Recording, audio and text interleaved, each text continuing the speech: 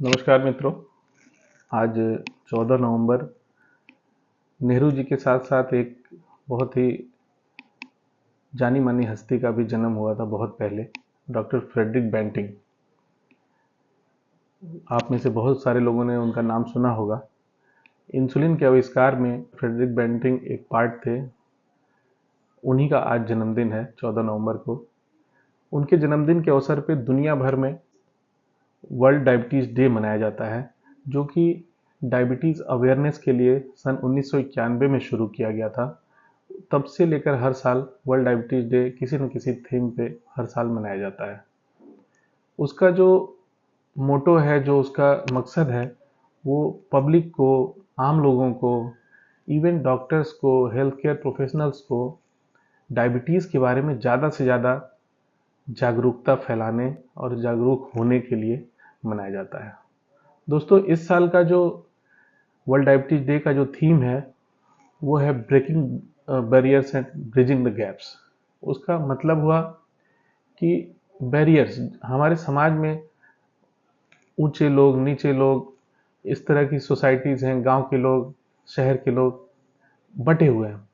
तो उसमें डायबिटीज जिसको भी हो गई, बीमारी तो एक ही है, तो जिसको भी डायबिटीज़ हो गई उसको बराबर अधिकार से डायबिटीज़ कंट्रोल करने के लिए सुविधाओं का अभाव ना हो, इस बराबरी के लिए पूरी दुनिया में इस बार वर्ल्ड डायबिटीज़ डे मनाई जा रही है।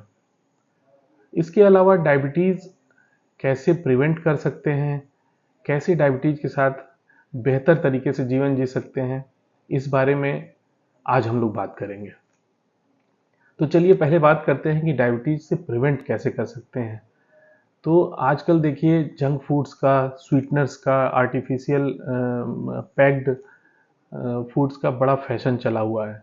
छोटे बच्चे बहुत पसंद करते हैं, टेस्टी होता है तो पसंद करते हैं।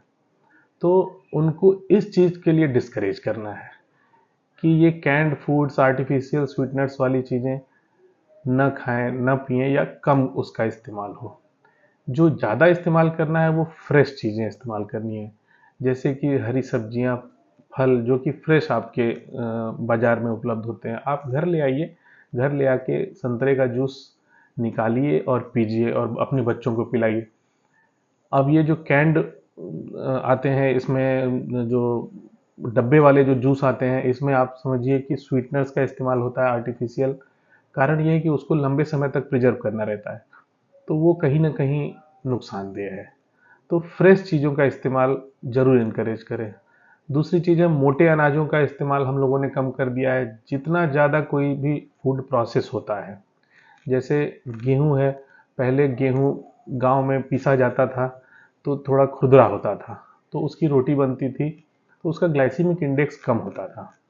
अब धीरे धीरे गेहूं मशीनों से पीसा जाने लगा तो और महीन हो गया, तो ग्लाइसीमिक इंडेक्स थोड़ा बढ़ गया। उससे फिर मैदा आ गया, मैदा और महीन हो गया, तो उसका ग्लाइसीमिक इंडेक्स उससे भी ज़्यादा है। तो ये सारी चीज़ें जैसे जैसे प्रोसेसिंग होती जाती है वैसे वैसे शुगर बढ़ाने की क्षमता, ग्लाइसीमिक इंडेक्स, शुगर बढ़ाने की क्षमता जो है वो बढ़ती जा रही है, जिससे कि शुगर लेवल्स कंट्रोल भी नहीं हो रहा है और लोगों में डायबिटीज़ होने के खतरे भी बढ़ रहे हैं। तो इन सब चीज़ों को डिस्करेज करना है। उसके अलावा रेगुलर एक्सरसाइज बहुत ज़रूरी है, किसी भी फॉर्म में करिए। ये नहीं है कि किसी को जिम जाने की सबको ज़रूरत है, लेकिन रेगुलर एक्सरसाइज का मतलब हुआ आप आधे घंटे 45 मिनट अपने लिए निकालिए और दौड़िए, वॉक करिए, हंसिए, मुस्कुराइए, व्यायाम करिए, योगा करिए, कुछ भी करिए, लेकिन 45 मिनट पर डे अपने लिए निकालिए और उसको एक्सरसाइज में डिवोट करिए। तो ये करके आप डायबिटीज़ से बच सकते हैं। अब रह गई बात कि अगर डायबिटीज़ हो गई, तो डायबिटीज़ हो गई तो सबसे पहली चीज़ है कि डायबिटीज़ कोई बहुत बड़ा हुआ नहीं है, जो हो गया तो एकदम से अब ज़िंदगी ख़त्म हो जाएगी, तो इससे डरिए नहीं। हाँ, डायबिटीज़ तब तक कोई बीमारी नहीं है जब तक कि वो कंट्रोल में है। अगर आपका शुगर लेवल लगातार कंट्रोल है तो डायबिटीज़ अपने आप में कोई बीमारी नहीं है। डायबिटीज़ केवल कॉम्प्लिकेशंस को जन्म देता है, इसलिए इतना खतरनाक है। तो इनके कॉम्प्लिकेशन से बचने के लिए आपको डायबिटीज़ शुगर लेवल कंट्रोल करना है हमेशा। ये नहीं कि 4 दिन कंट्रोल हुआ फिर एक दिन पार्टी में चले गए और शुगर बढ़ा के 300 कर लिया, तो इससे नुकसान होता है। तो लगातार शुगर को कंट्रोल करना ये सबसे इंपॉर्टेंट है। उसके लिए आप क्या कर सकते हैं, एक तो पहले जो मैंने बातें बताई कि आप डाइट और एक्सरसाइज वो वैसे ही ध्यान दीजिए उस पर, और शुगर होने के बाद तो ये सब चीज़ें बिल्कुल ही बैन कर दीजिए। रहेगी बात कि नॉर्मल खाना जैसे कि दाल चावल रोटी सब्जी, इसमें कोई दिक्कत नहीं। हाँ ये है कि प्रोसेसिंग कम होनी चाहिए फूड की, जैसे कि मैंने पहले बताया। तो मोटे अनाज में जैसे कहते हैं कि भुजिया चावल, तो भुजिया चावल क्या है, वो कम प्रोसेस होता है, तो कम प्रोसेस होता है तो उसका ग्लाइसेमिक इंडेक्स कम होता है, इसलिए वो बेटर है। ठीक है, तो खाने को आप सब खा सकते हैं, बाकी जो चीज़ें मैंने बताई उनसे बचना है। दूसरी बात है कि डिप्रेस्ड नहीं होना है, परेशान नहीं होना, क्योंकि जैसे ही स्ट्रेस बढ़ेगा वैसे ही डायबिटीज शुगर लेवल और बढ़ता चला जाएगा, तो उसको अवॉइड करना है स्ट्रेस को। तीसरी जो चीज़ है, इंपॉर्टेंट चीज़ है कि अपनी दवाइयों को कंटिन्यू करिए। ये नहीं कि शुगर कंट्रोल हो गया तो आप दवाई छोड़ दिए।